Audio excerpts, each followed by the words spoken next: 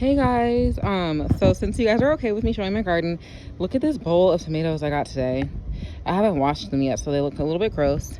And some of them I picked while they were still orange, because I don't think I'll be able to come out tomorrow and pick them, and they'll probably be red by tomorrow. So this plant, we planted it from kitchen scraps and we didn't know what it was. And look, it's pumpkins. Oh my gosh. There's so many of them hiding back there. This plant got really, really big and it was blocking the driveway. But look, there's more. There's more. Look at the little tiny ones that are coming along. I'm so excited. But yeah, that plant grew all the way over into this plant, the tomatoes, which is a tomato bush. I thought that I was smarter than everyone, and I was like, yeah, I'm gonna let my tomatoes sprout.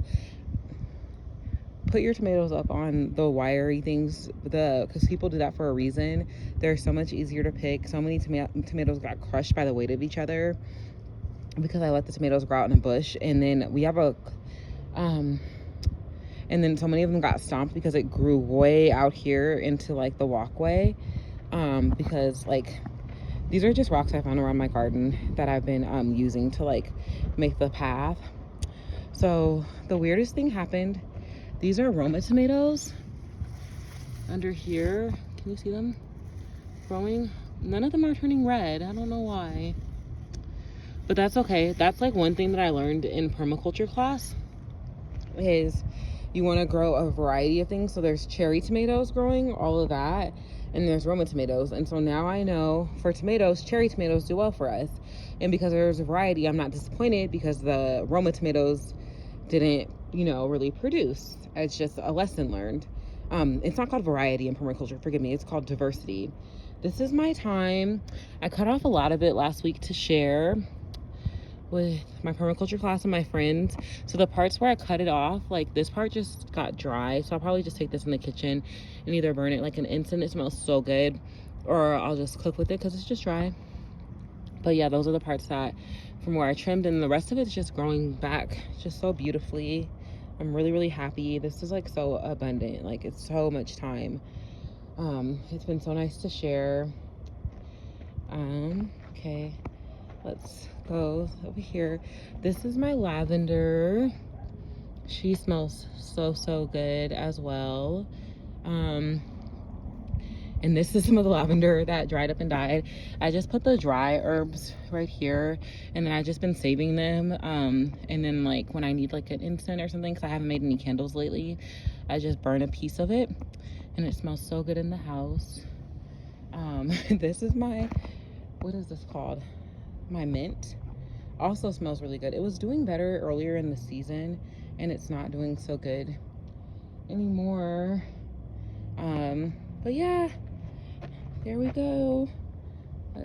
Some gardening tools. Let's walk up this way. It's doing so good. And I'm excited because it's ugly and it's like kind of a mess, but like it's flourishing. That's like a huge lesson. It doesn't have to be a perfect garden to flourish. I want to go to the other side of my yard. So this is zone 1. This is like right outside my house, and I can come here all the time. And zone 1 is like the plants that maybe need a lot of attention. You have to visit them a lot. Okay, this is my zone 2 on the other side of my yard. These don't get very much attention.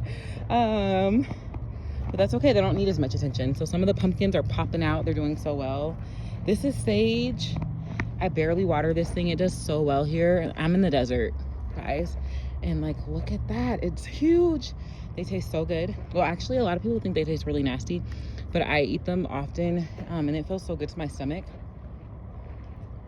This is more time. Doing really, really well. This peppermint plant is doing so much better. I don't know why. I barely gave this one any attention, but look, it's flowering. It's going to seed in the morning.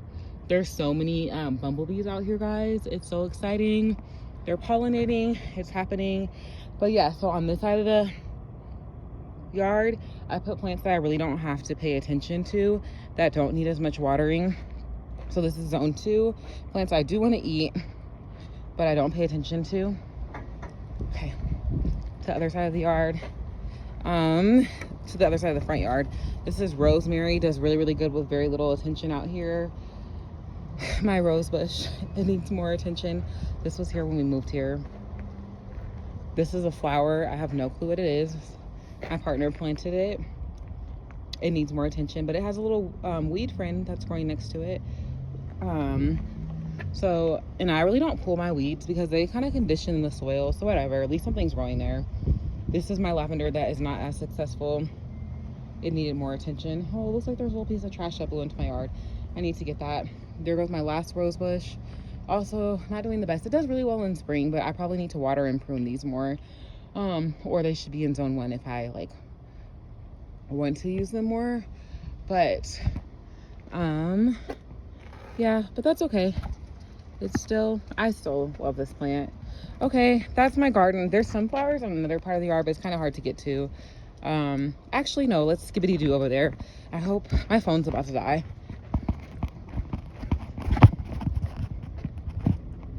Okay, so these are sunflowers. They were doing okay earlier in the summer.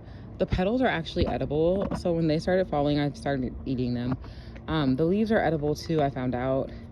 But now this is the time of year where they're going to start to die, and so I'm waiting for these to get completely gray and brown and totally die, even though this is not a cute sight to see. But then once they turn gray and brown, that's when the seeds can fall out of them and we'll have sunflower seeds.